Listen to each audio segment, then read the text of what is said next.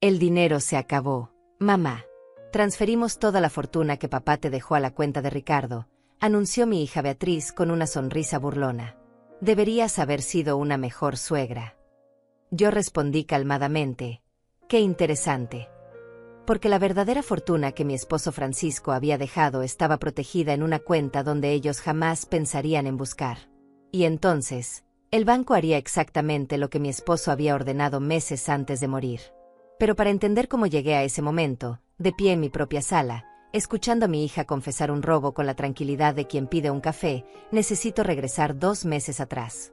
Al día en que enterré a Francisco. Al día en que mi vida, tal como la conocía, se detuvo por completo. Era un martes de marzo cuando el cáncer finalmente se llevó al hombre que había sido mi compañero durante 43 años.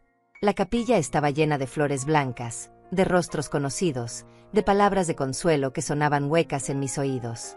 Yo tenía 71 años, y por primera vez en mi vida, me sentí verdaderamente sola.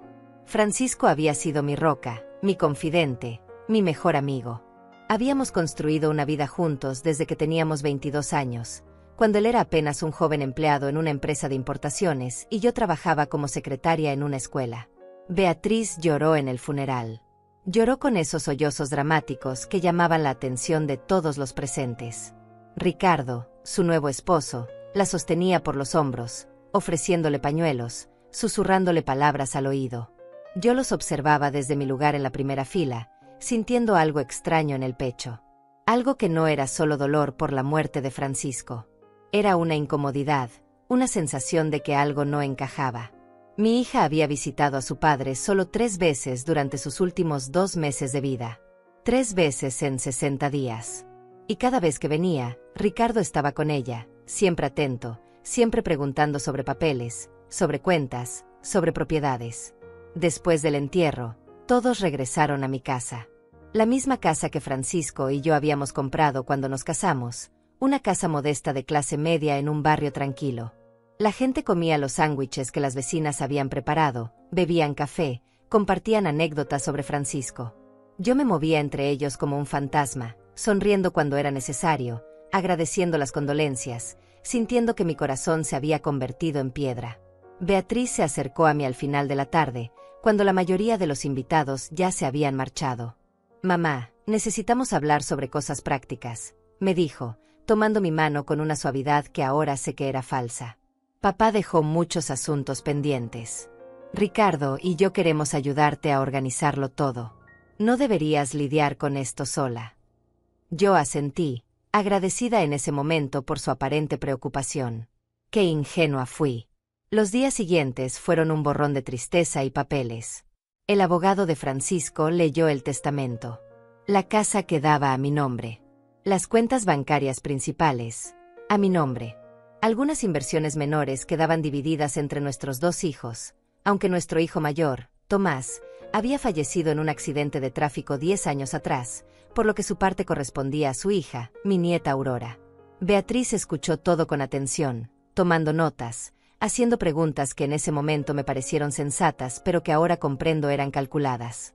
Hay una cuenta conjunta, explicó el abogado, revisando sus documentos. Una cuenta de ahorros a nombre de la señora Ivone Martínez y la señorita Beatriz Martínez, establecida hace 2 años. El señor Francisco la configuró así por razones que él consideró prudentes. Actualmente tiene un saldo de $100,000. Beatriz asintió, pero no dijo nada. Yo apenas presté atención. $100,000 me parecían una suma importante, sí, pero en ese momento lo único que me importaba era el vacío que Francisco había dejado en mi vida. Lo que yo no sabía, lo que no podía saber en medio de mi duelo, era que esa cuenta conjunta era una trampa. No para mí, sino para revelar las verdaderas intenciones de quienes se acercaban con palabras dulces y abrazos vacíos. Francisco lo había planeado todo con la precisión de un estratega. 3 meses antes de morir, cuando el dolor ya era constante y las esperanzas de recuperación nulas, me había sentado en nuestro porche trasero y me había dicho algo que yo no quise creer. «Ivone, mi amor, necesito que escuches esto con mucha atención», había comenzado Francisco, sosteniendo mi mano con esa ternura que nunca perdió ni siquiera en sus peores días. «Cuando yo ya no esté, algunas personas van a mostrar su verdadero rostro. No quiero que pienses mal de nadie, pero necesito que estés preparada. Yo había protestado, diciéndole que nuestra familia nos amaba, que nuestros seres queridos no cambiarían solo porque él ya no estuviera. Pero Francisco había negado con la cabeza lentamente. El dinero cambia a las personas. O mejor dicho, revela quienes siempre fueron. He trabajado durante 52 años. Ivone. Desde que tenía 16 y tuve que dejar la escuela para ayudar a mi madre. He construido algo importante, y quiero que tú estés protegida. Entonces me explicó su plan. Dejaríamos una cuenta accesible, visible, con una cantidad considerable, pero no toda nuestra fortuna. Esa cuenta tendría a Beatriz como cotitular. Si ella realmente nos ama, si ese Ricardo es un buen hombre, jamás tocarán ese dinero sin tu consentimiento. Pero si estoy en lo correcto, si hay codicia en sus corazones, se mostrarán tal como son apenas yo cierre los ojos. Yo había llorado esa noche, suplicándole que no pensara así de nuestra hija. Pero Francisco había sido firme. No es desconfianza, mi amor. Es precaución. Y si me equivoco, si Beatriz resulta ser la hija amorosa que ambos creemos que es, entonces este plan nunca se activará y yo habré sido un viejo tonto y paranoico. Pero si tengo razón. Dejó la frase sin terminar, pero sus ojos decían todo. El resto de nuestra fortuna, más de $2 millones en propiedades, inversiones, bonos y cuentas internacionales, quedó protegido en estructuras legales que Francisco había creado con abogados especializados. Fideicomisos irrevocables, cuentas con cláusulas específicas, inversiones que requerían autorizaciones múltiples. Todo a mi nombre, todo bajo mi control absoluto, todo invisible para ojos curiosos que solo buscaban en los lugares obvios. Pasaron las semanas después del funeral. Yo intentaba adaptarme a mi nueva realidad. Me despertaba cada mañana esperando escuchar la voz de Francisco llamándome desde la cocina, preguntándome si quería café. Preparaba 2 tazas por costumbre y luego recordaba, con un dolor punzante en el pecho, que él ya no estaba. La casa se sentía demasiado grande, demasiado silenciosa, demasiado llena de recuerdos que ahora dolían como heridas abiertas. Beatriz venía a visitarme, pero sus visitas tenían un patrón extraño. Siempre llegaba con Ricardo. Siempre preguntaba sobre papeles, sobre documentos, sobre cuentas bancarias. Solo queremos asegurarnos de que estés bien organizada, mamá, decía con esa sonrisa que yo entonces interpretaba como preocupación filial. Ricardo asentía, agregando comentarios sobre la importancia de poner todo en orden y ser práctica en estos momentos difíciles. Un día, aproximadamente 6 semanas después del funeral, Beatriz llegó con un folder lleno de documentos. Mamá, Ricardo habló con su abogado. Tenemos una propuesta que te va a beneficiar mucho. ¿Recuerdas esa cuenta conjunta que papá abrió hace 2 años? Bueno, como cotitular, yo tengo ciertos derechos, pero queremos hacer las cosas bien. Queremos que firmes aquí, autorizando oficialmente que ambos podamos manejar esa cuenta. Es solo una formalidad legal, para protegerte. Yo, en mi ingenuidad, en mi dolor, en mi confianza ciega de madre, firmé. Firmé sin leer las letras pequeñas. Firmé sin consultar con un abogado independiente. Firmé porque creí que mi hija buscaba mi bienestar. 2 semanas después de firmar esos papeles, Beatriz llegó a mi casa sin avisar. Era un sábado por la tarde, yo estaba en el jardín podando las rosas que Francisco había plantado años atrás. Escuché su auto estacionarse en la entrada y sentí una pequeña chispa de alegría. Tal vez venía a pasar tiempo conmigo, tal vez podríamos tomar té juntas como hacíamos antes, cuando ella era más joven y nuestra relación no estaba manchada por la presencia de Ricardo. Pero cuando abrí la puerta, la expresión en su rostro me dijo que no era una visita social. Ricardo estaba con ella, como siempre. Entraron sin esperar invitación, caminaron directo a la sala y se sentaron en el sofá como si fueran dueños del lugar. Beatriz abrió su bolso y sacó su teléfono celular. Mamá, siéntate. Tenemos algo importante que decirte. Me senté en el sillón individual, el que había sido el favorito de Francisco. Aún podía sentir su presencia allí, podía imaginar su mano sobre el apoyabrazos, su forma de cruzar las piernas mientras leía el periódico. ¿Qué sucede?, pregunté con voz tranquila, aunque algo en mi interior ya comenzaba a alertarme de que esto no sería una conversación agradable. Beatriz miró a Ricardo, quien asintió como dándole permiso para continuar. Ella respiró profundo, pero en sus ojos no vi nerviosismo. Vi determinación. Vi algo frío y calculado que nunca antes había visto en mi propia hija. El dinero se acabó, mamá. Transferimos toda la fortuna que papá te dejó a la cuenta de Ricardo. El silencio que siguió fue absoluto. Podía escuchar el tic-tac del reloj de pared, el zumbido distante del refrigerador, el latido de mi propio corazón que parecía haberse detenido por un instante. La miré sin comprender, esperando que fuera una broma de mal gusto, esperando que sonriera y dijera que era solo una forma extraña de probar mi sentido del humor. Pero ella no sonrió con calidez. Sonrió con burla. Deberías haber sido una mejor suegra, continuó Beatriz, y cada palabra era como un cristal rompiéndose en el suelo. Ricardo necesitaba capital para su nuevo negocio. Nosotros necesitamos empezar nuestra vida juntos de manera sólida. Y tú, bueno, tú ya viviste tu vida al lado de papá. Ya tuviste tu oportunidad. Ricardo se inclinó hacia adelante, apoyando los codos sobre sus rodillas, mirándome con esa expresión de suficiencia que siempre me había perturbado. Nada personal, Yvonne. Los papeles que firmaste hace 2 semanas nos dieron autorización legal completa sobre esa cuenta. Mi abogado lo verificó todo. $100,000 que ahora están seguros en mi cuenta de negocios. Considéralo una inversión en el futuro de tu hija. Yo los observé a ambos como si los viera por primera vez. Como si 2 extraños hubieran entrado a mi casa y estuvieran hablándome en un idioma que no podía comprender completamente. Mi hija. La niña que había cargado en mi vientre durante 9 meses. La bebé a quien había amamantado en las noches eternas. La niña a quien había enseñado a atarse los zapatos, a andar en bicicleta, a defenderse del mundo. Esa misma persona ahora estaba sentada frente a mí, confesando un robo como quien confiesa haber comprado un vestido nuevo. ¡Qué interesante! Fue lo único que salió de mi boca. Mi voz sonó extrañamente calmada, casi indiferente, y vi como la sonrisa de Beatriz vacilaba ligeramente. Ella esperaba gritos, lágrimas, desesperación. Esperaba verme destruida, suplicante, rogando que reconsideraran su decisión. Pero algo dentro de mí se había activado. La voz de Francisco resonó en mi mente como un eco del pasado. Cuando se muestren tal como son, no pelees. Solo observa. Ya tendrás tiempo de actuar. Beatriz intercambió una mirada confundida con Ricardo. ¿Eso es todo lo que vas a decir? ¡Qué interesante! Su tono subió ligeramente, como si mi falta de reacción dramática la hubiera decepcionado. Mamá, ¿entiendes lo que te estamos diciendo? El dinero ya no está. Lo transferimos hace 3 días. Es legal, es definitivo.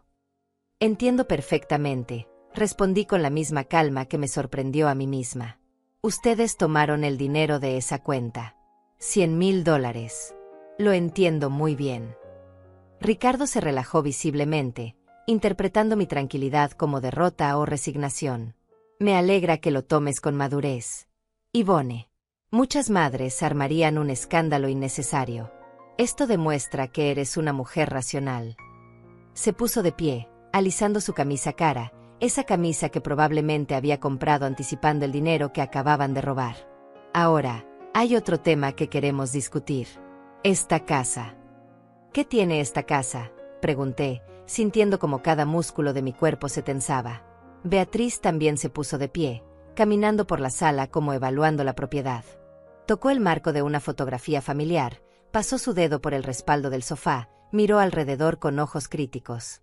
Es demasiado grande para ti sola, mamá. 4 habitaciones, 2 baños, este jardín enorme que requiere mantenimiento constante. A tu edad, deberías estar en algo más pequeño, más manejable. Ricardo y yo hemos estado pensando que podríamos ayudarte a venderla. Ayudarme a venderla, repetí las palabras lentamente, dejando que su significado completo se asentara en mi mente. Exacto. Podemos conseguir un buen precio por ella. Este barrio se ha revalorizado mucho. Con eso, podrías alquilar un apartamento pequeño, algo cómodo y sencillo. Y el resto del dinero.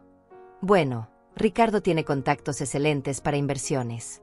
Podríamos hacer que ese capital trabaje para ti.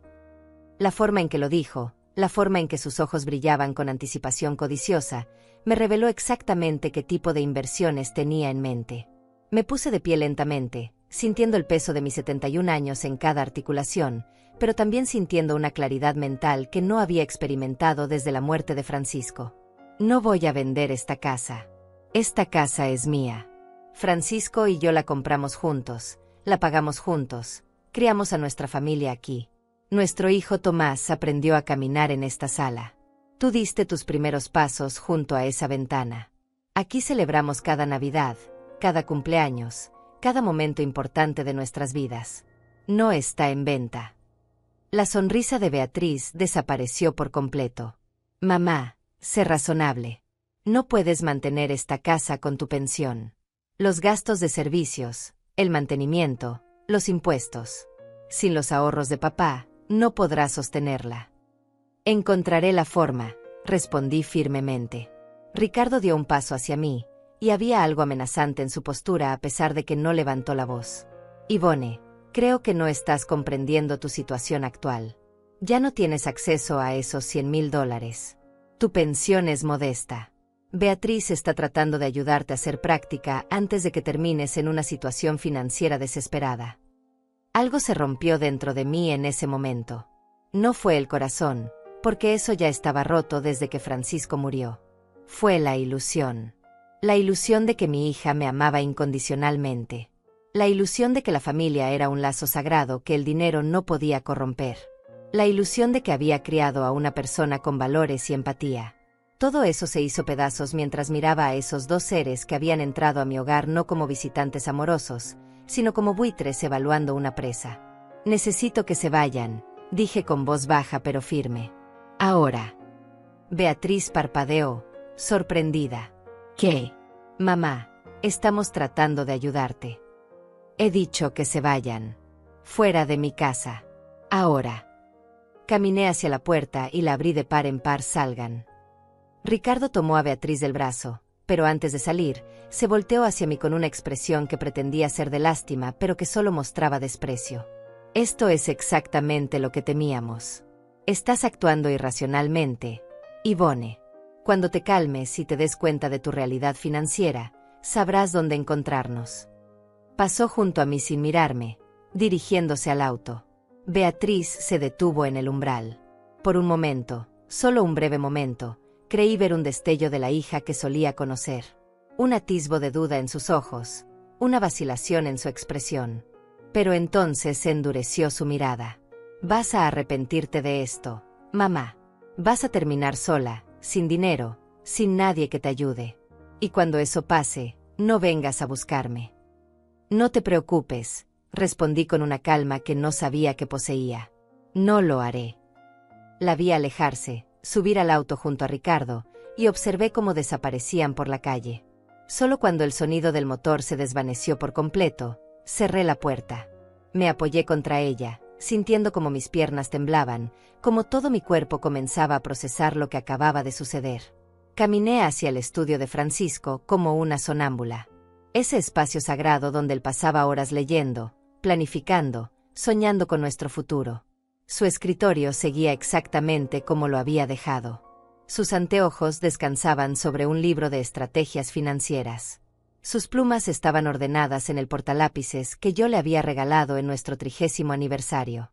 Las fotografías familiares cubrían las paredes, capturando momentos de felicidad que ahora parecían pertenecer a otra vida. Tomé una de esas fotografías. Era de nuestro 25º aniversario. Estábamos en un restaurante modesto, brindando con vino barato, sonriendo con esa felicidad genuina que solo da el amor verdadero. Francisco me miraba en esa foto con una devoción que nunca disminuyó, ni siquiera después de 4 décadas juntos. Tenías razón, mi amor, susurré a su imagen. Tenías toda la razón del mundo. Abrí el cajón inferior izquierdo de su escritorio, el que siempre mantenía cerrado con llave. La llave estaba donde Francisco me había dicho que estaría, dentro de un sobremarcado con mi nombre. Dentro del cajón había una carpeta de cuero marrón, gruesa y pesada. La saqué con manos temblorosas y la coloqué sobre el escritorio. En la portada, con la letra precisa y elegante de Francisco, estaba escrito: para Ivone, cuando llegue el momento, sabrás qué hacer. Abrí la carpeta lentamente, como quien abre un cofre del tesoro. Y en cierto modo, eso era exactamente lo que era. La primera página era una carta escrita a mano por Francisco, fechada 3 semanas antes de su muerte. Mis ojos se llenaron de lágrimas mientras comenzaba a leer sus palabras. Mi amada Yvonne, si estás leyendo esto, significa que mis peores temores se han confirmado. Significa que alguien mostró su verdadero rostro después de mi partida. Sé que duele, mi amor. Sé que en este momento sientes que el mundo se ha vuelto oscuro y cruel. Pero necesito que entiendas algo fundamental. Esto no es tu culpa. No fallaste como madre. No fallaste como persona. Simplemente amaste con generosidad a quienes no supieron valorarlo. Tuve que detenerme, limpiando las lágrimas que caían sobre el papel. La voz de Francisco resonaba en cada palabra. Podía escucharlo hablándome con esa ternura que siempre tuvo, incluso cuando me decía verdades difíciles. En esta carpeta encontrarás todo lo que necesitas saber sobre nuestra verdadera situación financiera. Los $100,000 que dejé en esa cuenta conjunta eran una prueba, mi amor. Una prueba dolorosa pero necesaria. Si alguien tomó ese dinero sin tu consentimiento, si alguien te lo quitó con engaños o manipulación, entonces has confirmado que esa persona nunca te amó por quien eres, sino por lo que podías darle. Pasé a la siguiente página y encontré un listado detallado. Mis ojos se abrieron cada vez más mientras leía, mientras comprendía la magnitud de lo que Francisco había preparado. Había cuentas de inversión en bancos internacionales bajo mi nombre, bonos gubernamentales que generaban intereses mensuales, propiedades en zonas de alta plusvalía que Francisco había comprado discretamente durante los últimos 20 años, acciones en empresas sólidas que pagaban dividendos constantes, un fideicomiso irrevocable que me garantizaba ingresos de por vida. En total, más de $2 millones cuidadosamente protegidos y estructurados de tal manera que ningún abogado astuto podría tocarlos sin mi autorización explícita. Francisco había trabajado con especialistas en protección de patrimonio, había creado estructuras legales tan sólidas que eran prácticamente impenetrables. Y lo más importante, todo estaba completamente oculto de miradas codiciosas que solo habían buscado en los lugares obvios. El banco tiene instrucciones específicas, continuaba la carta de Francisco. Ellos saben exactamente qué hacer si la cuenta de los $100,000 es vaciada sin tu consentimiento real. Tienen órdenes de contactarte inmediatamente, de bloquear cualquier intento futuro de acceso a información sobre nuestras otras cuentas, y de activar protocolos adicionales de seguridad. También he dejado instrucciones con nuestro abogado de confianza, el señor Héctor Ruiz, quien no es el abogado que leyó el testamento público. Él maneja nuestros asuntos privados y verdaderamente importantes. Seguí leyendo con el corazón acelerado. Francisco había pensado en todo. Había dejado evidencia documentada de cada transferencia que él y yo habíamos hecho a favor de Beatriz a lo largo de los años. Los $20,000 que le dimos para su primer auto. Los $35,000 para el enganche de su primera casa. Los $15,000 cuando se divorció y necesitó rehacer su vida. Los incontables regalos. Las ayudas mensuales cuando su negocio de diseño fracasó, los pagos de tarjetas de crédito que cubrimos sin que ella lo supiera. No es para cobrárselo, había escrito Francisco. Es para que recuerdes que siempre dimos con amor, y que quienes reciben con amor genuino jamás se convierten en ladrones. Al final de la carpeta había un sobre más pequeño, sellado, con las palabras abrir solo cuando decidas actuar escritas en la parte frontal. Lo sostuve en mis manos, sintiendo su peso, sabiendo que dentro de ese sobre estaba la clave para lo que vendría después. Pero aún no lo abrí. Primero necesitaba procesar todo lo que acababa de descubrir. Me senté en la silla de Francisco, en ese espacio donde él había tomado tantas decisiones importantes. Miré alrededor de su estudio, observando los libros que había leído, los diplomas y certificados que había ganado con esfuerzo, las fotografías de nuestra familia en tiempos más felices. Mi mirada se detuvo en una foto particular de Beatriz cuando tenía 5 años. Estaba sentada en el regazo de Francisco, sonriendo sin dientes frontales, abrazando a su padre con esa confianza absoluta que solo los niños pequeños tienen. ¿En qué momento esa niña inocente se había convertido en la mujer que acababa de robarme? ¿En qué momento el amor filial se había transformado en codicia? ¿Había sido gradual o había existido siempre bajo la superficie, esperando la oportunidad correcta para emerger?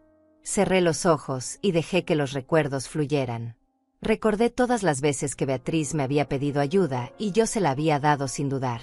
Recordé las noches en que Francisco y yo discutíamos sobre si estábamos siendo demasiado generosos, si estábamos creando dependencia en lugar de fomentar independencia.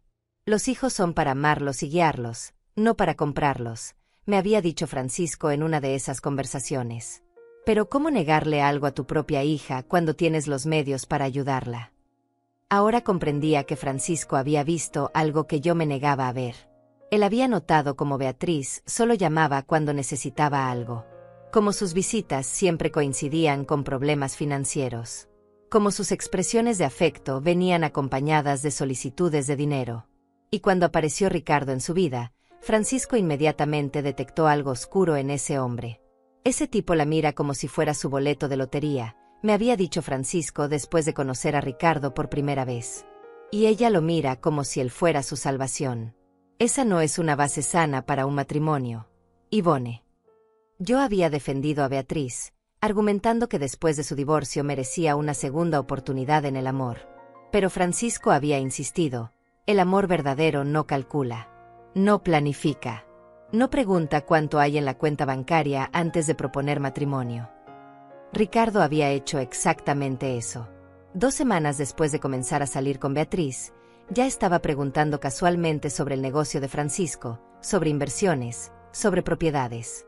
Y Beatriz, hambrienta de atención masculina después de su fracaso matrimonial, había interpretado ese interés como fascinación por su familia en lugar de reconocerlo como la codicia que realmente era. Me levanté de la silla y caminé hacia la ventana del estudio. Desde allí podía ver el jardín trasero, el lugar donde Francisco y yo solíamos sentarnos cada tarde a tomar café y hablar sobre nuestro día.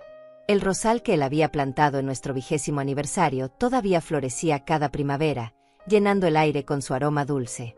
Las sillas de mimbre donde nos sentábamos seguían allí, esperando conversaciones que nunca volverían a suceder. Pero en ese momento, parada frente a esa ventana, sosteniendo la carpeta que contenía la prueba del amor y la previsión de Francisco, tomé una decisión. No iba a ser una víctima. No iba a quedarme paralizada por el dolor de la traición. Francisco me había dejado herramientas, no solo financieras sino también emocionales, para enfrentar esta situación con dignidad y fuerza. Regresé al escritorio y abrí el sobresellado con cuidado. Dentro había una sola hoja con instrucciones precisas y 3 números de teléfono. El primero era del abogado Héctor Ruiz. El segundo era del gerente bancario de nuestra cuenta principal, un hombre llamado Daniel Serrano, con quien Francisco había trabajado durante más de 20 años. El tercer número era de una firma de contadores especializados en protección de patrimonio.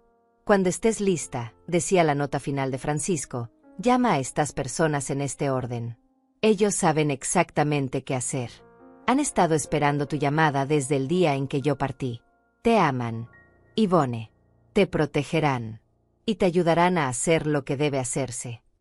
Miré el reloj. Eran las 4 de la tarde de un sábado. Demasiado tarde para llamar a oficinas profesionales. Pero el lunes por la mañana, en cuanto abrieran, yo comenzaría a ejecutar el plan que Francisco había preparado tan meticulosamente. Un plan que no solo protegería mi futuro, sino que también enseñaría una lección dolorosa pero necesaria a quienes habían confundido generosidad con debilidad. Guardé todos los documentos cuidadosamente en la carpeta y la coloqué en un lugar seguro. El resto del fin de semana pasó en una neblina extraña. Me movía por la casa como un fantasma, preparando comidas que apenas tocaba, durmiendo en fragmentos interrumpidos por pesadillas donde Beatriz aparecía como una niña pequeña preguntándome por qué la había abandonado. Pero yo no la había abandonado. Ella me había abandonado a mí mucho antes de que Francisco muriera. Simplemente me había tomado todo este tiempo darme cuenta. El domingo por la tarde recibí 3 mensajes de texto de Beatriz. El primero decía, «Mamá, espero que hayas reflexionado sobre nuestra conversación. Estamos preocupados por ti». El segundo, enviado 2 horas después, Ricardo dice que conoce a alguien que puede ayudarte a administrar mejor tus finanzas. Solo queremos lo mejor para ti. El tercero llegó cerca de la medianoche. Tu silencio es infantil. Somos familia. Deberías actuar como una adulta. No respondí ninguno. Cada mensaje era una confirmación más de que mi hija no sentía remordimiento alguno por lo que había hecho. En su mente retorcida, ella y Ricardo eran los salvadores, y yo era la anciana terca que no comprendía que me estaban haciendo un favor al robarme. El lunes amaneció con un cielo despejado. Me levanté temprano, me duché con cuidado, me vestí con el traje sastre gris que Francisco siempre decía que me hacía ver elegante y profesional. Me maquillé ligeramente, peiné mi cabello canoso hacia atrás en un moño sencillo. Cuando me miré al espejo, vi a una mujer de 71 años que había vivido, amado, sufrido y sobrevivido. Vi fortaleza en mis ojos, no debilidad. Vi determinación, no derrota. A las 9 en punto de la mañana, marqué el primer número que Francisco había dejado. El abogado Héctor Ruiz contestó al segundo timbre. «Señora Martínez», dijo su voz cálida y profesional. «He estado esperando su llamada. Lamento mucho las circunstancias que la llevan a contactarme, pero sepa que estoy completamente preparado para ayudarla. ¿Cuándo podemos reunirnos?» «Lo antes posible», respondí con voz firme.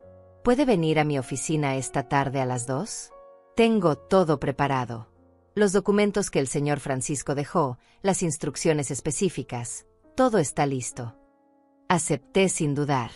Después llamé al segundo número, el del gerente bancario Daniel Serrano. Su reacción fue similar, una mezcla de condolencia y profesionalismo eficiente. «Señora Martínez, he monitoreado su cuenta tal como el señor Francisco me instruyó. Observé la transferencia no autorizada hace 4 días. Tengo toda la documentación lista para usted. Puede pasar por el banco mañana a primera hora». «Allí estaré», confirmé. El tercer número, la firma de contadores, me asignó una cita para el miércoles. Todo estaba cayendo en su lugar, como piezas de un rompecabezas que Francisco había armado cuidadosamente antes de partir. Pasé la mañana revisando cada documento de la carpeta, familiarizándome con números, cuentas, inversiones. Me sorprendió descubrir cuánto había acumulado Francisco sin que yo prestara demasiada atención. Él siempre había manejado nuestras finanzas mientras yo me ocupaba del hogar y de criar a nuestros hijos. Ahora me daba cuenta de que tal vez esa división de responsabilidades había sido un error. Tal vez debería haber estado más involucrada, más informada, más preparada. Pero no tenía sentido lamentarme por el pasado. El presente requería toda mi atención. A las 2 de la tarde llegué a la oficina del abogado Héctor Ruiz. El edificio era discreto, elegante sin ser ostentoso, ubicado en una zona tranquila del centro de la ciudad. Su oficina estaba en el 5º piso, y cuando entré, me recibió personalmente. Era un hombre de unos 60 años, cabello gris impecablemente peinado, traje oscuro impecable, ojos inteligentes detrás de gafas con montura delgada. «Señora Martínez, es un honor finalmente conocerla en estas circunstancias, aunque hubiera preferido que fueran diferentes». Me estrechó la mano con firmeza respetuosa y me guió hacia su oficina privada. Las paredes estaban cubiertas de libros legales, diplomas y certificaciones. En su escritorio había una fotografía de él con Francisco, ambos sonriendo, evidentemente tomada en algún evento social hace años. «Francisco fue mi cliente durante más de 15 años», explicó mientras nos sentábamos. «Pero más importante aún, fue mi amigo. Era un hombre extraordinariamente previsor y profundamente devoto a usted. Todo lo que hizo en estos últimos años fue pensando en su protección y bienestar». Abrió una carpeta gruesa similar a la que yo había encontrado en el estudio de Francisco. «Déjeme explicarle exactamente qué tenemos aquí. Su esposo creó lo que llamamos una estructura de protección patrimonial en capas. La primera capa, la más visible, era esa cuenta de $100,000. Era, como usted ahora comprende, una trampa diseñada para revelar intenciones ocultas. Y funcionó perfectamente», dije con amargura que no pude ocultar. Héctor asintió con comprensión. «Lo siento mucho. Sé que esto debe ser devastador. Pero ahora pasemos a las buenas noticias. La segunda capa consiste en cuentas de inversión establecidas únicamente a su nombre. Estas cuentas tienen protocolos de seguridad múltiples. Nadie puede acceder a ellas sin su firma física, verificada por notario, en presencia de 2 testigos designados previamente. Y uno de esos testigos soy yo». «¿Cuánto hay en esas cuentas?», pregunté directamente. «En total, aproximadamente $850,000 en inversiones diversificadas. Acciones, bonos, fondos indexados. Generan un rendimiento promedio anual del 6%, lo que significa aproximadamente $50,000 al año en ganancias, antes de impuestos». Mi mente procesó esos números. $50,000 al año. Más de $4,000 al mes. Más del doble de mi pensión actual. Y eso era solo la segunda capa. La tercera capa, continuó Héctor, consiste en propiedades inmobiliarias. Francisco compró estratégicamente 4 apartamentos pequeños en zonas de desarrollo urbano durante los últimos 10 años. Actualmente todos están alquilados.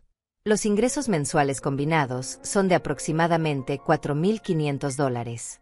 Después de gastos de mantenimiento y administración, usted recibe netos unos $3,000 mensuales. $3,000 mensuales adicionales. Mi cabeza daba vueltas con estos números que transformaban completamente mi comprensión de nuestra situación financiera. Y la cuarta capa, dijo Héctor con una pequeña sonrisa, es la más interesante.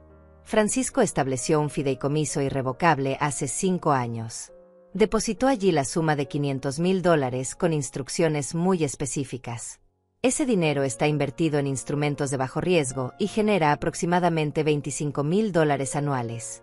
El fideicomiso tiene una cláusula especial. Si alguien intenta demandarlo o reclamarlo legalmente, automáticamente se disuelve y todo el capital se dona a caridades específicas que Francisco designó.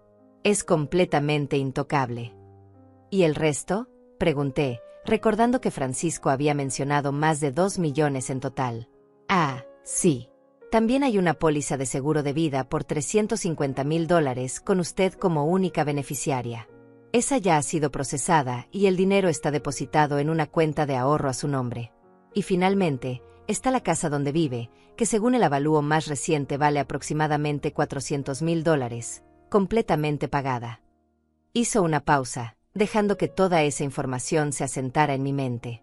Yo había pasado los últimos 2 meses creyendo que estaba en una situación financiera precaria, que dependería únicamente de mi modesta pensión, que tal vez Beatriz y Ricardo tenían razón sobre vender la casa. Pero la realidad era completamente diferente. Yo era una mujer financieramente independiente, con ingresos mensuales que triplicaban mis gastos básicos, con un patrimonio que me garantizaba seguridad y comodidad por el resto de mi vida. Francisco te amaba profundamente, dijo Héctor con suavidad. Y conocía los riesgos que enfrentan las viudas en nuestra sociedad, especialmente aquellas con hijos que pueden ser influenciados por personas sin escrúpulos. ¿Qué puedo hacer ahora?, pregunté, sintiendo como la impotencia se transformaba en poder. Sobre el dinero que tomaron. Los $100,000. Héctor se reclinó en su silla, juntando las manos sobre su escritorio. Legalmente, tienen cierto argumento. Usted firmó papeles que les daban acceso a esa cuenta. Sin embargo, hay matices. Si podemos demostrar que hubo coerción, engaño o abuso de confianza, especialmente considerando su estado emocional vulnerable tras la muerte de su esposo, podríamos presentar un caso.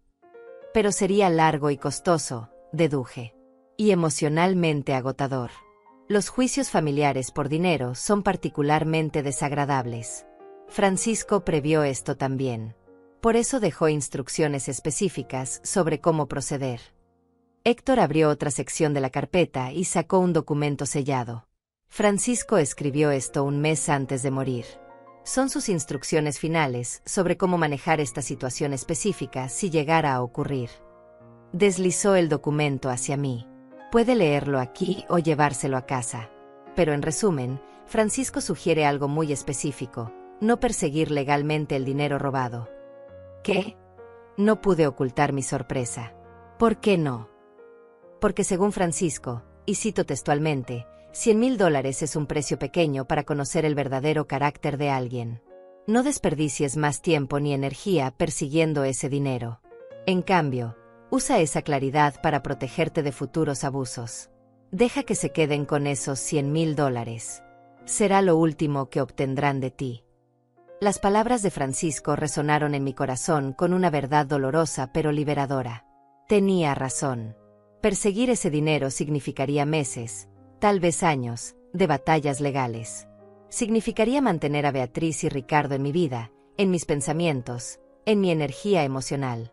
¿Y para qué, cuando yo tenía más que suficiente para vivir cómodamente? ¿Y qué sugiere hacer en su lugar?, pregunté. Héctor sonrió ligeramente. Protección total. Primero, Removemos a Beatriz de cualquier documento donde aparezca como beneficiaria secundaria o contacto de emergencia. Segundo, establecemos directivas médicas claras para que ella no pueda tomar decisiones sobre su salud si usted queda incapacitada. Tercero, actualizamos su testamento para reflejar sus verdaderos deseos actuales. Y cuarto, implementamos un sistema de alertas bancarias para que nadie pueda siquiera intentar acceder a información sobre sus cuentas. ¿Y mi nieta Aurora?, pregunté, pensando en la hija de mi difunto hijo Tomás.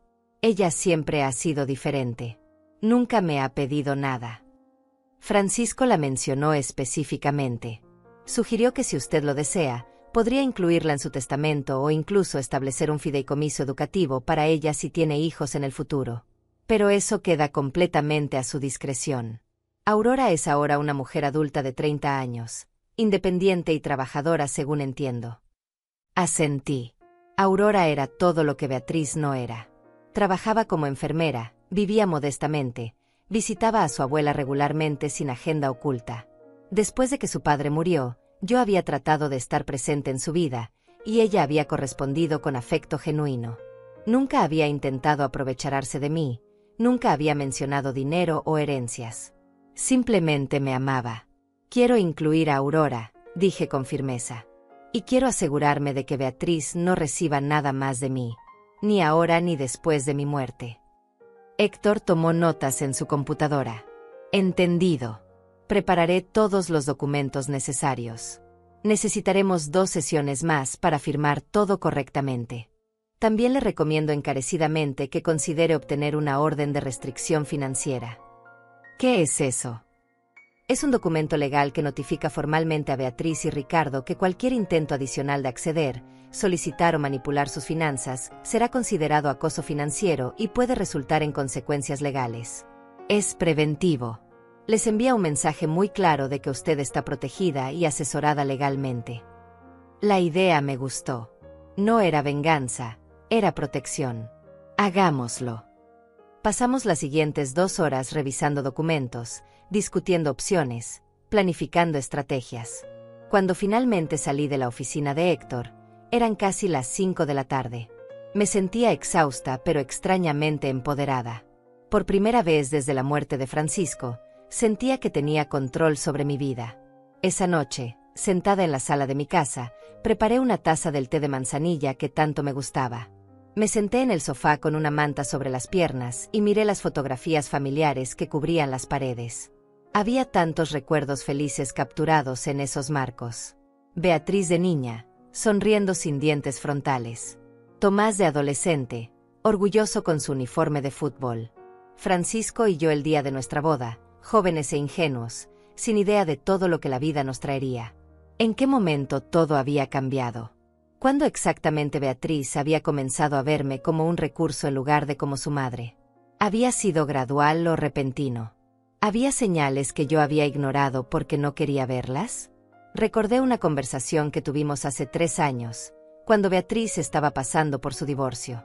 Ella había venido a casa, llorando, diciéndome que su vida era un desastre. Todos me abandonan, mamá, había sollozado. Primero papá murió. No, espera, me confundí. Primero mi esposo me dejó. Es que siento como si todos los hombres en mi vida me fallaran. En ese momento me había parecido un simple error emocional. Ahora me daba cuenta de que había sido un desliz freudiano. Para Beatriz, Francisco ya estaba muerto emocionalmente hace 3 años. Solo estaba esperando a que muriera físicamente para poder acceder a su dinero. Mi teléfono vibró. Era un mensaje de Beatriz. Mamá, han pasado 2 días. Tu silencio es preocupante. Ricardo y yo vamos a pasar mañana por la tarde para asegurarnos de que estés bien. No. No iban a entrar a mi casa nuevamente. No iban a contaminar mi espacio con su presencia manipuladora. Respondí por primera vez. No vengan. No son bienvenidos en mi casa hasta nuevo aviso. Estoy perfectamente bien y perfectamente capaz de cuidarme sola. La respuesta llegó en segundos. ¿Qué te pasa? ¿Sigues enojada por lo del dinero? Ya te explicamos que fue una decisión práctica. No seas dramática. Dramática. Me llamaba dramática por estar molesta porque me habían robado. La audacia era asombrosa. Escribí cuidadosamente mi respuesta. No estoy siendo dramática. Estoy siendo clara. Tomaron $100,000 sin mi verdadero consentimiento. Me engañaron para que firmara papeles que no entendía completamente. Eso se llama robo, sin importar cómo intenten justificarlo. Necesito espacio y tiempo. No los contactaré y espero que respeten mi decisión de no ser contactada. Esta vez la respuesta tardó más. Cuando llegó, el tono había cambiado. Eres increíble, mamá. Después de todo lo que hemos hecho por ti. Después de cómo te hemos cuidado. Ricardo tenía razón sobre ti. Eres una malagradecida. No te preocupes, no volveremos a molestarte. Pero no vengas llorando cuando te des cuenta de que estás completamente sola. Bloqueé el número. Simple, directo, liberador. Si tenía algo importante que decirme, podía hacerlo a través del abogado Héctor Ruiz, cuya información de contacto le enviaría formalmente en los próximos días. El martes por la mañana visité el banco. Daniel Serrano, el gerente que había trabajado con Francisco durante 2 décadas, me recibió personalmente en su oficina privada. Era un hombre corpulento de unos 50 años, con una sonrisa amable que no ocultaba la seriedad de su profesión. Señora Martínez, primero permítame expresar mis más sinceras condolencias por la pérdida del señor Francisco. Era un hombre excepcional y un cliente extraordinario. Se sentó frente a mí con una carpeta abierta. Como le mencioné por teléfono, he estado monitoreando sus cuentas según las instrucciones que el señor Francisco dejó. La transferencia de $100,000 fue ejecutada el jueves pasado a las 11 de la mañana. ¿Puede rastrearse? ¿Puede revertirse? Pregunté, aunque ya sabía la respuesta. Técnicamente, fue una transacción legal. Su hija tenía autorización como cotitular. Sin embargo, el señor Francisco anticipó esta posibilidad y tomó medidas. Déjeme mostrarle. Giró su monitor para que yo pudiera ver. Todas sus otras cuentas tienen ahora protocolos de seguridad adicionales. He agregado notas en el sistema indicando que cualquier solicitud de información sobre sus cuentas debe ser aprobada personalmente por usted, en persona, con identificación verificada. Ningún familiar puede llamar haciéndose pasar por usted. ¿Eso es común?, pregunté. Es más común de lo que la gente piensa, especialmente con clientes mayores. El abuso financiero de personas mayores por parte de familiares es una epidemia silenciosa. El señor Francisco fue muy sabio al prepararse. Pasamos la siguiente hora revisando cada cuenta, cada protocolo de seguridad, cada medida de protección. Daniel me mostró extractos detallados de cada cuenta, explicándome cómo funcionaban las inversiones, cuándo recibiría los dividendos, cómo acceder a los fondos si los necesitaba. Era abrumador, pero también profundamente tranquilizador. Francisco había construido un sistema tan sólido que sería prácticamente imposible que alguien me robara nuevamente. Hay algo más que el señor Francisco me pidió que le entregara personalmente, dijo Daniel, abriendo el cajón de su escritorio. Sacó un sobre blanco con mi nombre escrito en la letra de Francisco. Me lo dio 3 semanas antes de fallecer.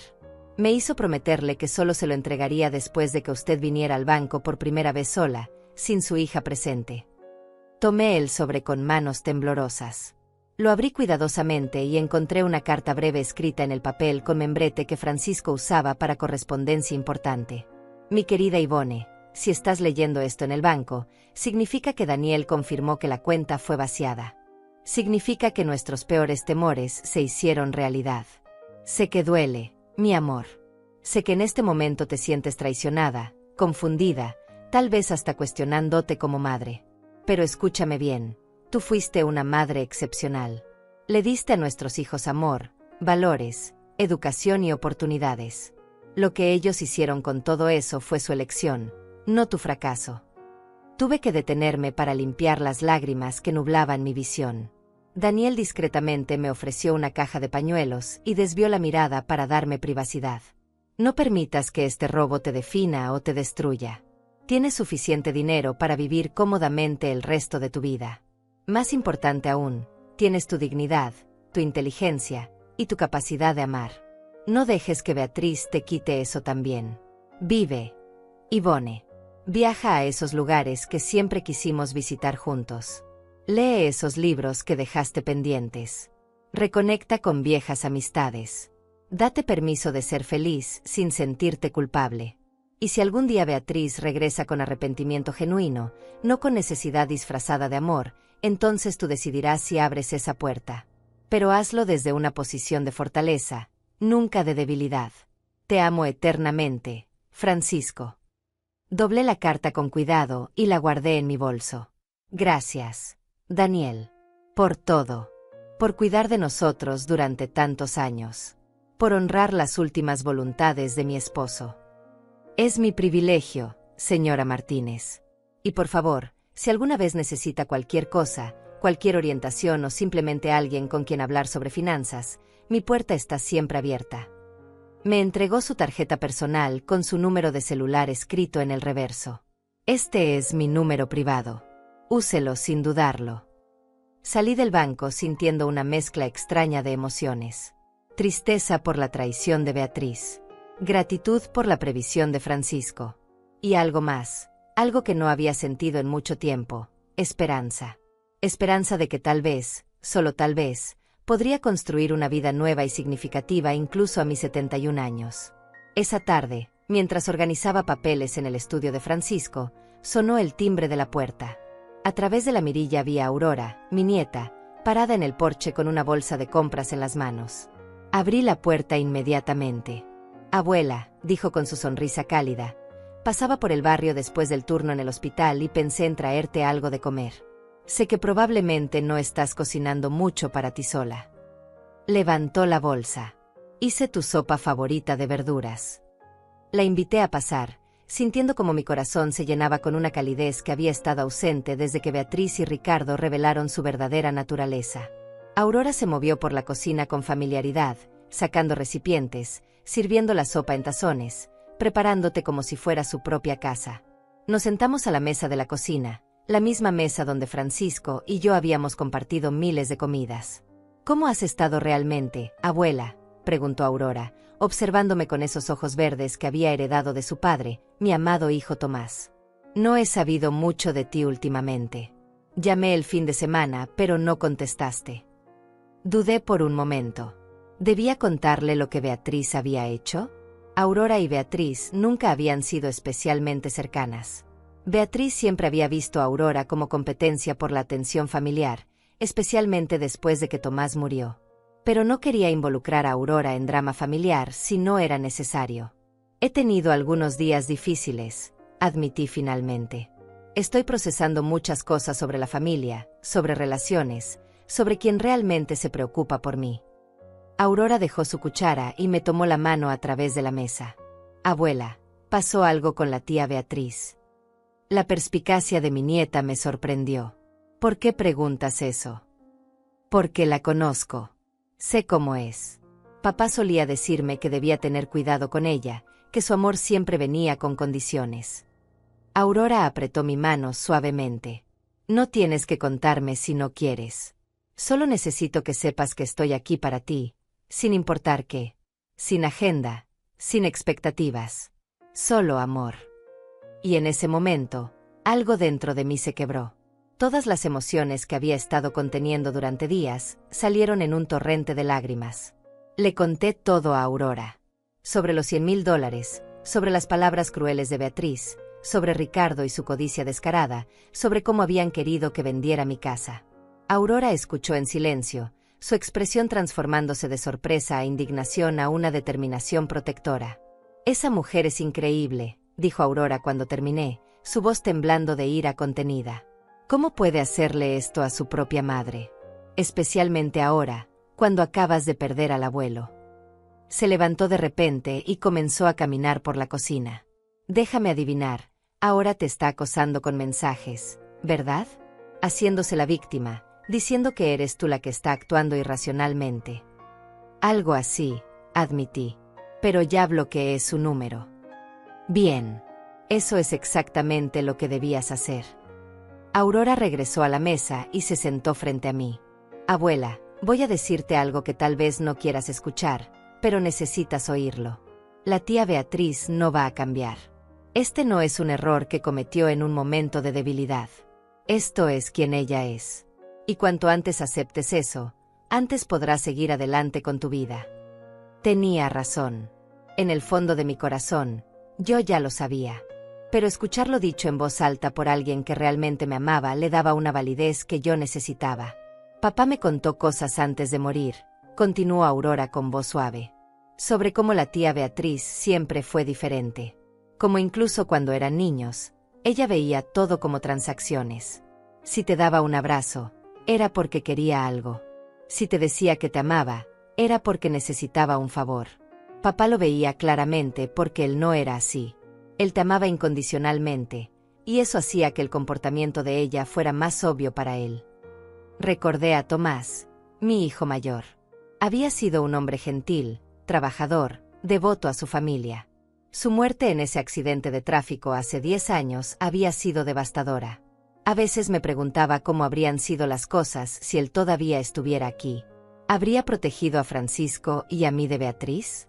¿Habría confrontado a su hermana sobre su comportamiento? El abuelo Francisco sabía todo esto, ¿verdad?, preguntó Aurora. Por eso dejó esa cuenta como trampa. Él era muy perceptivo, más de lo que yo quería admitir. Aurora sonrió con tristeza. El abuelo era sabio, y te amaba lo suficiente como para protegerte incluso después de su muerte. Se levantó y vino a abrazarme. Y yo también te amo, abuela. Siempre lo haré. No porque tengas dinero o propiedades o herencias, sino porque eres tú.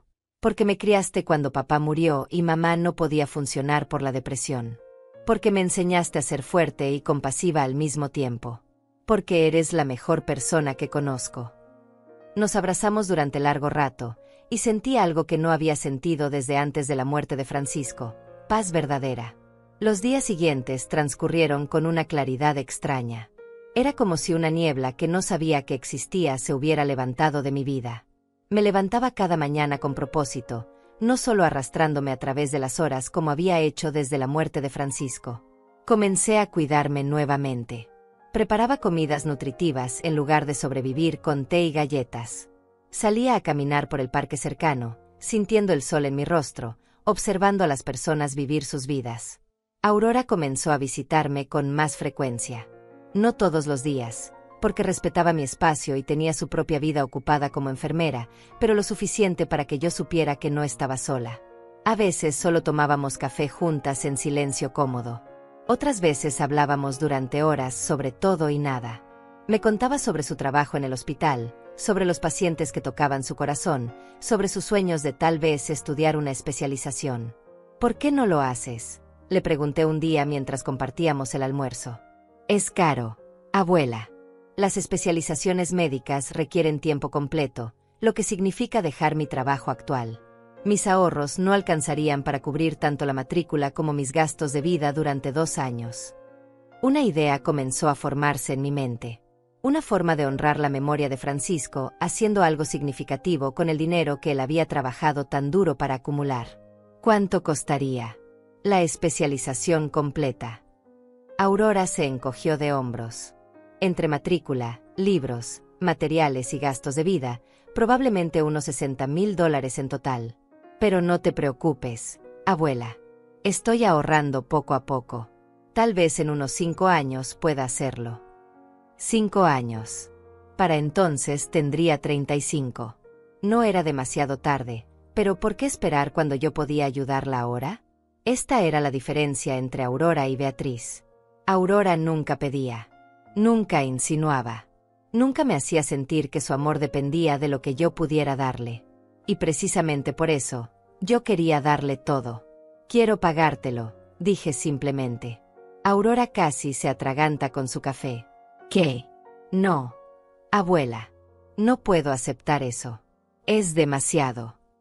¿Por qué no puedes aceptarlo? Soy tu abuela. Tengo los medios. Y más importante aún, quiero hacerlo. Tu padre estaría orgulloso de verte convertirte en una enfermera especializada. Francisco también lo estaría. Los ojos de Aurora se llenaron de lágrimas. Pero abuela, después de lo que la tía Beatriz hizo, pensé que no querrías ayudar a nadie financieramente por un tiempo.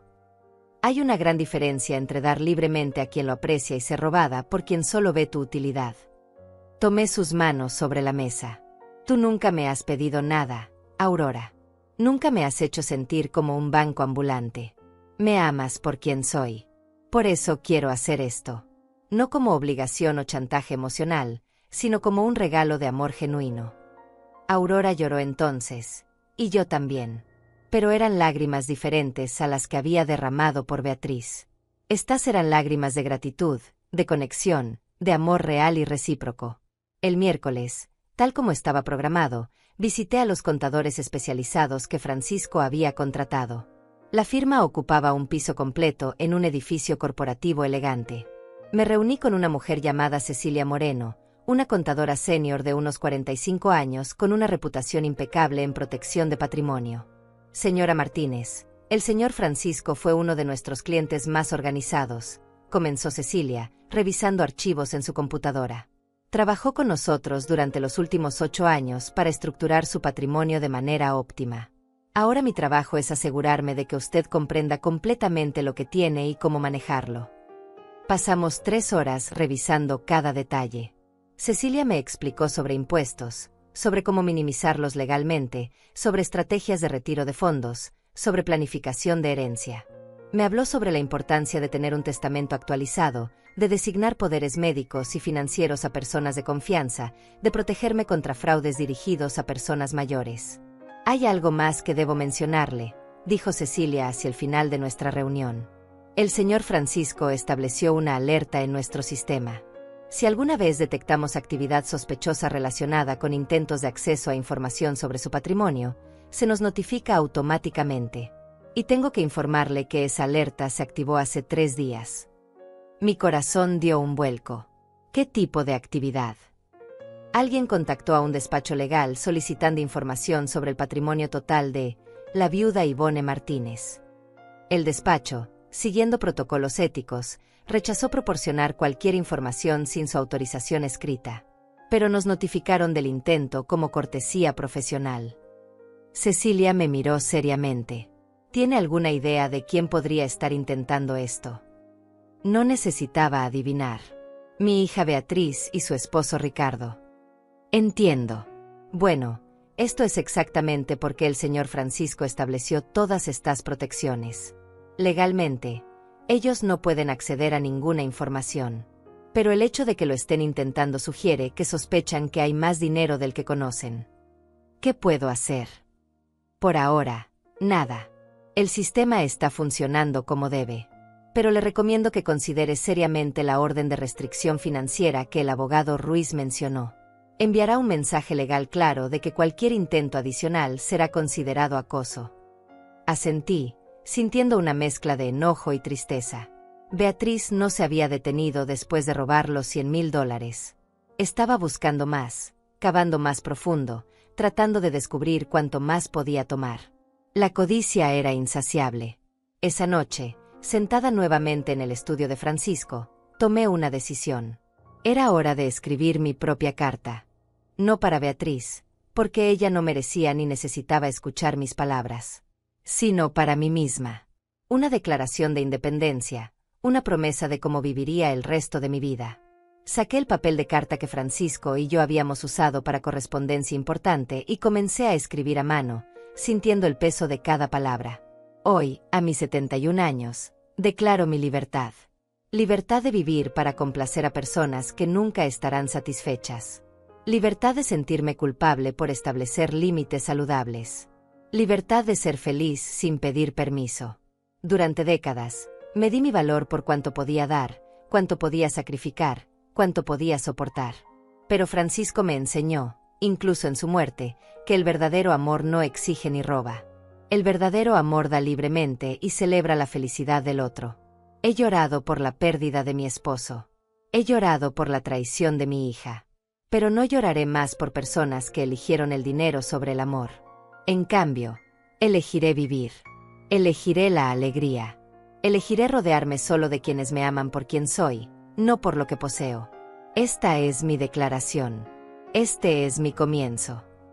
Firmé la carta y la guardé en el cajón del escritorio junto a las cartas de Francisco. Algún día, tal vez, Aurora la encontraría y sabría que su abuela había elegido la dignidad sobre la desesperación. El jueves por la tarde, Mientras regaba las plantas del jardín, un auto desconocido se estacionó frente a mi casa. Un hombre joven de traje salió con un portafolio. Se acercó a la puerta y tocó el timbre. Abrí con cautela, manteniendo la cadena de seguridad puesta. «Señora Ivone Martínez», preguntó cortésmente. «¿Quién pregunta?» «Soy el asistente del abogado Fernando Castellanos. Represento a su hija Beatriz Martínez y a su yerno Ricardo Fuentes. Tengo una carta para usted». Extendió un sobreoficial. Mi corazón se aceleró, pero mantuve la compostura. «Déjelo en el buzón. Gracias». Cerré la puerta antes de que pudiera responder. A través de la ventana lo vi colocar el sobre en el buzón y alejarse. Esperé hasta que su auto desapareció completamente antes de salir a recuperar el sobre. De vuelta en la casa, lo abrí con manos temblorosas. Era exactamente lo que temía. Una carta formal de un abogado exigiendo acceso completo a información sobre el patrimonio de Francisco, alegando que como hija única sobreviviente, Beatriz tenía derecho a conocer los detalles completos de la herencia. Argumentaban que el testamento había sido vago y posiblemente influenciado indebidamente mientras Francisco estaba enfermo. Llamé inmediatamente a Héctor Ruiz y le leí la carta por teléfono.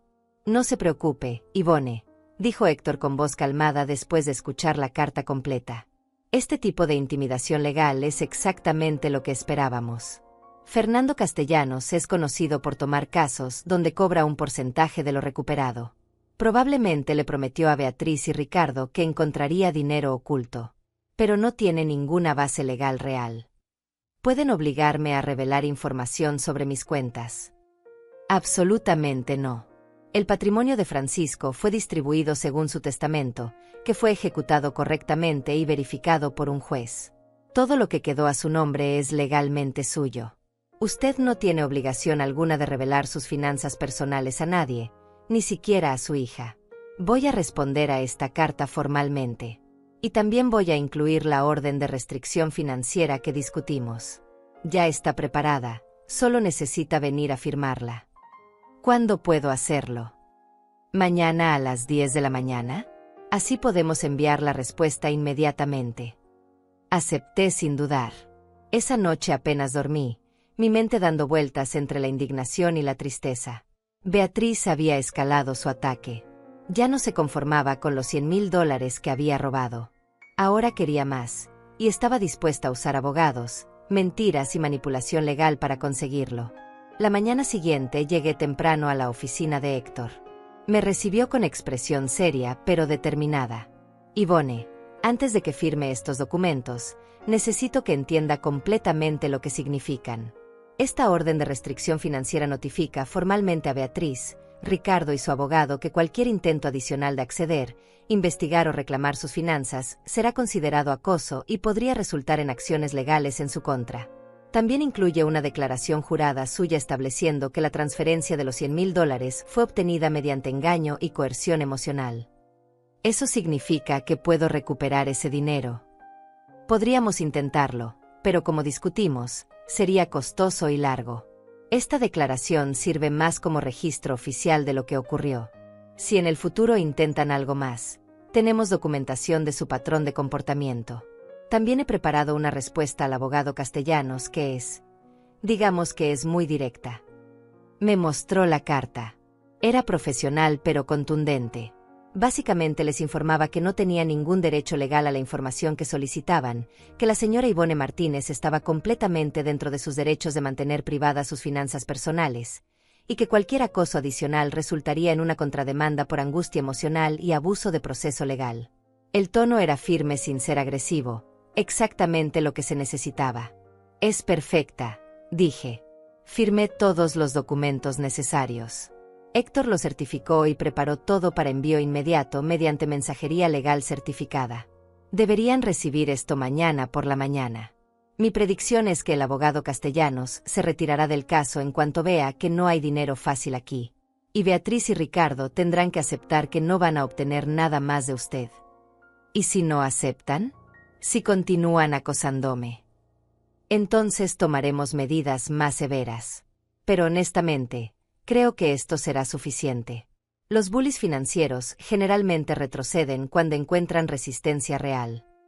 Salí de la oficina sintiendo una extraña mezcla de alivio y agotamiento. Todo este proceso, desde el robo inicial hasta esta respuesta legal, había drenado energía emocional que no sabía que me quedaba. Pero también había algo empoderador en tomar control activo de la situación en lugar de ser una víctima pasiva. Pasé el fin de semana en un estado de anticipación nerviosa, esperando alguna reacción explosiva de Beatriz. Pero el silencio fue absoluto. Ni mensajes, ni llamadas, ni visitas inesperadas. Era como si hubiera desaparecido de mi vida por completo. Parte de mí se sentía aliviada. Otra parte, la parte que todavía era madre a pesar de todo, sentía un dolor profundo por la pérdida definitiva de esa relación. El lunes por la tarde, Aurora vino a visitarme. Traía noticias. Abuela, necesito contarte algo. La tía Beatriz me llamó. Mi cuerpo entero se tensó. ¿Qué quería? Intentó usar la carta de la familia. Aurora hizo comillas con los dedos al decir, familia. Me dijo que estás actuando irracionalmente, que te has vuelto paranoica, que un abogado manipulador te está llenando la cabeza de ideas locas. Me pidió que viniera a hablar contigo, que te convenciera de ser razonable sobre la herencia del abuelo. ¿Y tú qué le dijiste? Aurora sonrió con una satisfacción que me recordó a su padre. Le dije que ya conozco exactamente lo que ella y Ricardo hicieron, que sé sobre los $100,000 que robaron, y que si vuelve a llamarme intentando usarme como mensajera en sus juegos manipuladores, bloquearé su número igual que hiciste tú. Me reí por primera vez en días. Una risa genuina que salió de lo profundo de mi pecho. ¿De verdad le dijiste eso? Palabra por palabra. Papá siempre me enseñó a defender a las personas que amo. Y te amo a ti, abuela. Siempre voy a estar de tu lado. Se sentó junto a mí en el sofá y apoyó su cabeza en mi hombro. ¿Sabes qué es lo más triste? Que ella realmente cree que tiene razón. Cree que merece ese dinero simplemente por ser tu hija. Como si el amor filial fuera una transacción comercial donde los hijos invierten tiempo mínimo y esperan retornos máximos. Sus palabras capturaron perfectamente lo que yo había estado sintiendo, pero no había podido articular. Beatriz veía la relación madre-hija como un contrato financiero, no como un vínculo de amor. Y cuando ese contrato no le rendía lo que ella consideraba justo, simplemente decidió tomar lo que creía que le correspondía. He estado pensando mucho en esto, continuó Aurora, sobre por qué ella es así y papá no lo era. Ambos tuvieron los mismos padres, la misma crianza, las mismas oportunidades. Pero papá salió con empatía y compasión, mientras que ella salió con lo que sea que la impulsa ahora. Tu padre tenía el corazón de Francisco, dije suavemente. Beatriz tiene algo diferente. No sé si nació así o si algo en su vida la cambió. Pero ya no es mi responsabilidad descubrirlo o arreglarlo. Aurora levantó su cabeza y me miró directamente. Estoy orgullosa de ti, abuela. Sé que esto es increíblemente difícil. Pero estás eligiendo tu bienestar sobre la culpa. Eso requiere mucha fortaleza. Las siguientes semanas pasaron con una tranquilidad inesperada. No hubo más cartas de abogados. No hubo más intentos de contacto de Beatriz. Era como si hubiera decidido que si no podía obtener mi dinero, entonces no tenía uso para mí. Esa realización debería haber dolido más de lo que dolió. Pero para ese momento, yo ya había comenzado el proceso de aceptación y sanación. Comencé a hacer cosas solo para mí. Pequeñas cosas al principio. Me inscribí en un club de lectura en la biblioteca local. Visité museos que siempre había querido ver, pero nunca había hecho tiempo para ello. Tomé clases de pintura en acuarela en el centro comunitario, descubriendo un talento latente que nunca había explorado. También comencé a reconectar con viejas amistades que había descuidado durante los últimos años mientras cuidaba de Francisco. Teresa, mi amiga desde la escuela secundaria, vino a tomar té. Hablamos durante horas, poniéndonos al día sobre nuestras vidas. Le conté sobre Beatriz, sobre el robo, sobre todo. Ella escuchó sin juzgar. Sabes, Ivone, dijo Teresa pensativamente, a veces los hijos nos enseñan lecciones que nunca esperábamos aprender. No siempre son lecciones agradables, pero son necesarias. Beatriz te enseñó que tu valor no depende de cuánto puedas dar, que el amor verdadero no se compra ni se negocia. Tenía razón. Dolorosa, brutalmente, pero tenía razón. Un mes después del incidente con el abogado de Beatriz, recibí una llamada inesperada de Héctor Ruiz. Ivone, tengo noticias.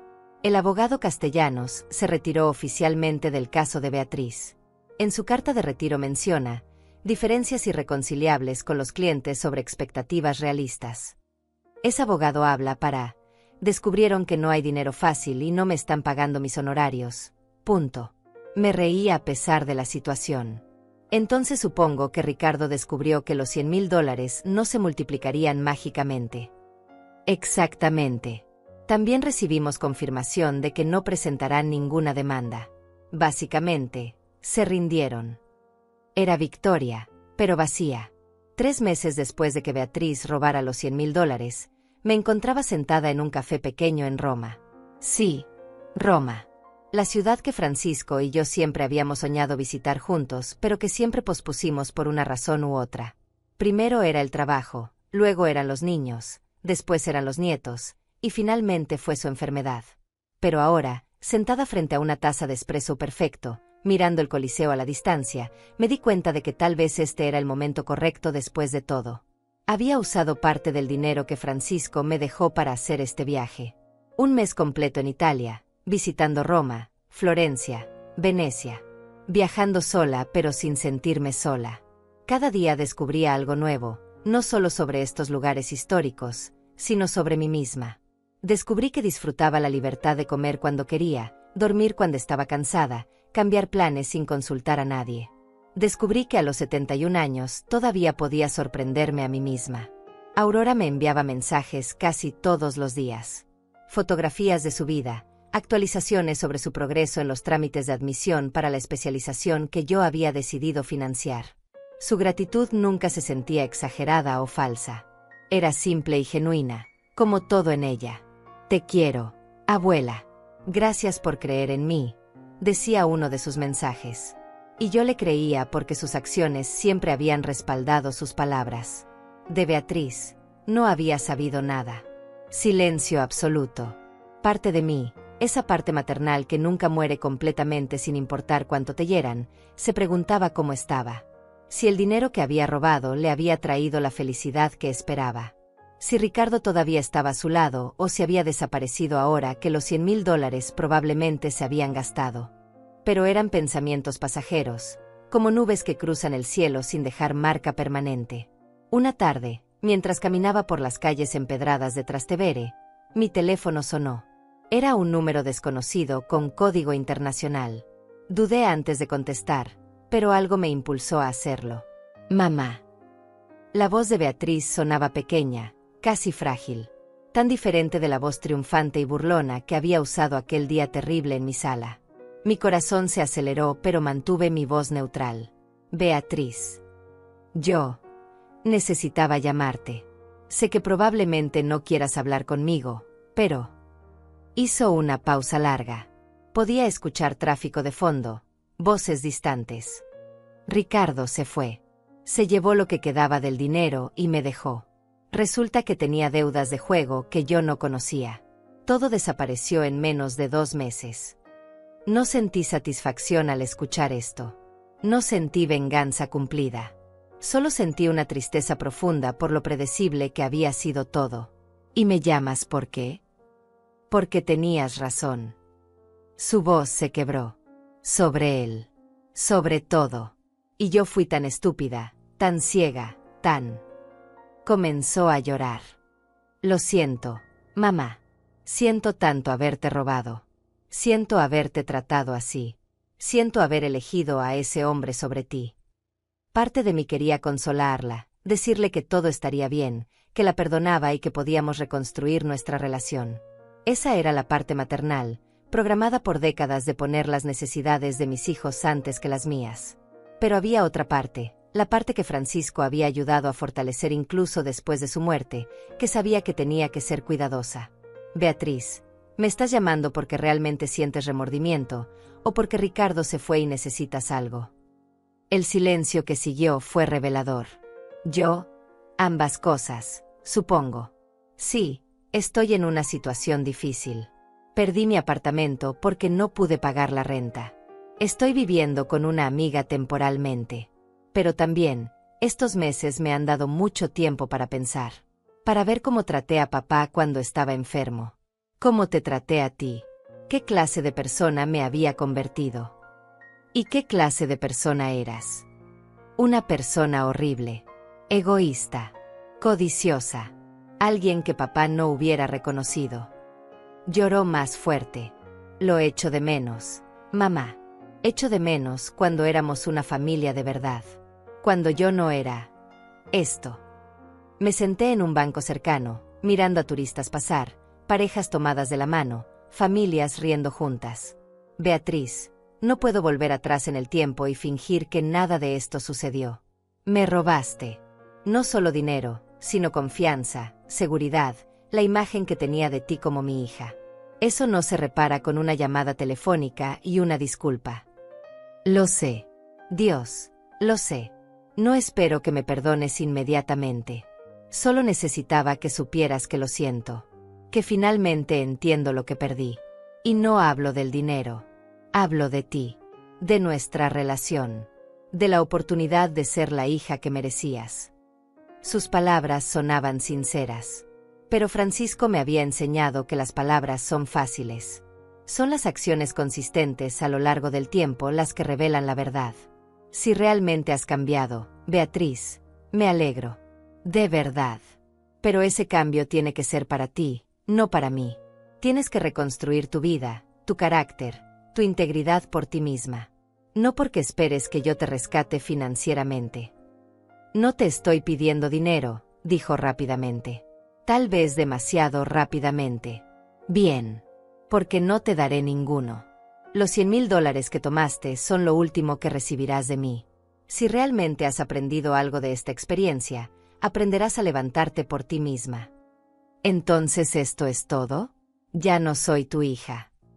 La pregunta me atravesó el corazón como un cuchillo.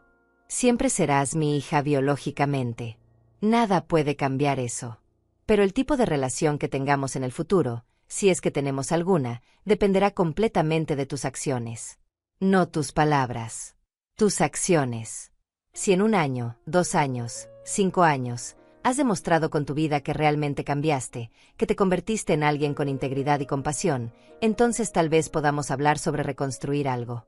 Pero por ahora, necesito protegerme. Y eso significa mantenerte a distancia.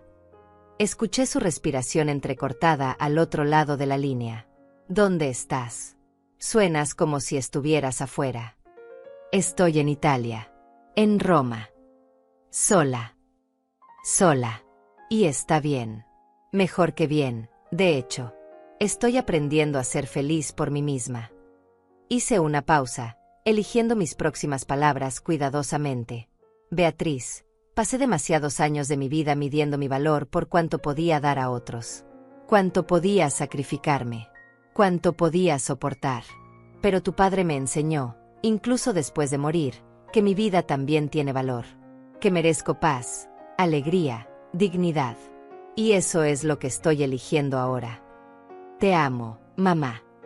Su voz era apenas un susurro. Yo también te amé. Toda tu vida. Pero el amor no es suficiente cuando no hay respeto ni confianza. Tal vez algún día podamos reconstruir eso. Pero hoy no es ese día. Respiré profundo. Cuídate, Beatriz. De verdad espero que encuentres tu camino. Pero ese camino no puede depender de mí. Colgué antes de que ella pudiera responder. Mis manos temblaban. Lágrimas corrían por mis mejillas. Pero no eran lágrimas de debilidad. Eran lágrimas de liberación. Había dicho lo que necesitaba decir. Había establecido los límites que necesitaba establecer. Y ahora podía continuar viviendo mi vida sin la carga de culpa que había estado cargando. Esa noche, de vuelta en mi pequeño hotel boutique, escribí en el diario que había comenzado a llevar desde que llegué a Italia. Hoy hablé con Beatriz. Parte de mí quería rescatarla como siempre lo he hecho. Pero elegí rescatarme a mí misma en su lugar. Elegí mi paz sobre su comodidad. Y aunque duele, sé que es lo correcto. Francisco estaría orgulloso. Los días restantes de mi viaje pasaron en una belleza melancólica. Visité la Capilla Sistina y lloré frente a la creación de Adán. Caminé por los jardines de Villa Borghese y sentí la presencia de Francisco a mi lado. Comí pasta casera en pequeñas trattorias donde los dueños me trataban como familia. Y lentamente, día a día, sentí como las grietas en mi corazón comenzaban a sanar. Cuando finalmente regresé a casa, Aurora me recibió en el aeropuerto con un ramo de rosas, las mismas que Francisco solía regalarme. Bienvenida a casa, abuela. Te extrañé tanto. Nos abrazamos en medio del bullicio del aeropuerto, y supe que estaba exactamente donde debía estar. Los meses siguientes fueron de reconstrucción tranquila. Continué con mis clases de pintura. Me uní a un grupo de voluntariado en un refugio de mujeres, ayudando a otras que habían experimentado abuso financiero familiar. Mis pinturas mejoraron. Mi círculo social creció. Mi vida se llenó de propósito que no dependía de ser útil para personas que no me valoraban. Aurora comenzó su especialización. La visitaba regularmente, llevándole comida casera, escuchando sus historias sobre pacientes y estudios. Verla florecer, sabiendo que yo había ayudado a hacer eso posible, me llenaba de una satisfacción que ningún dinero podría comprar. De Beatriz no volví a saber nada. Ninguna llamada más. Ningún mensaje. Era como si hubiera aceptado finalmente que no habría más rescates financieros. Y aunque una pequeña parte de mí todavía se preguntaba cómo estaría, la mayor parte había hecho las paces con la distancia. Hoy, casi un año después de ese terrible día en mi sala, me siento en el mismo lugar donde Beatriz anunció su traición. Pero la habitación se siente diferente ahora. Más liviana. Llena de fotografías de mis viajes, de pinturas que he creado, de recuerdos de momentos felices con Aurora y amigos verdaderos. En mi mano sostengo una taza de té y en mi corazón sostengo paz. No necesito permiso de nadie para vivir mi vida plenamente. No necesito validación de personas que solo me valoraban por mi utilidad. No necesito cargar culpa por establecer límites saludables.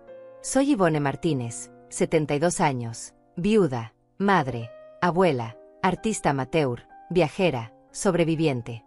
Y por primera vez en mucho tiempo, soy genuinamente feliz. La verdadera fortuna que Francisco me dejó no fueron los $2 millones. Fue la lección de que mi dignidad vale más que cualquier relación tóxica. Que el amor propio no es egoísmo. Que está bien dejar ir a personas que te lastiman, incluso si comparten tu sangre. Esa es la herencia más valiosa que podría haber recibido. Y como le escribí a Francisco en una carta que dejé junto a su tumba la semana pasada, gracias, mi amor, por protegerme incluso después de partir. Gracias por enseñarme que merezco paz. Estoy viviendo la vida que soñamos juntos, solo que ahora la vivo por ambos. Te amo eternamente.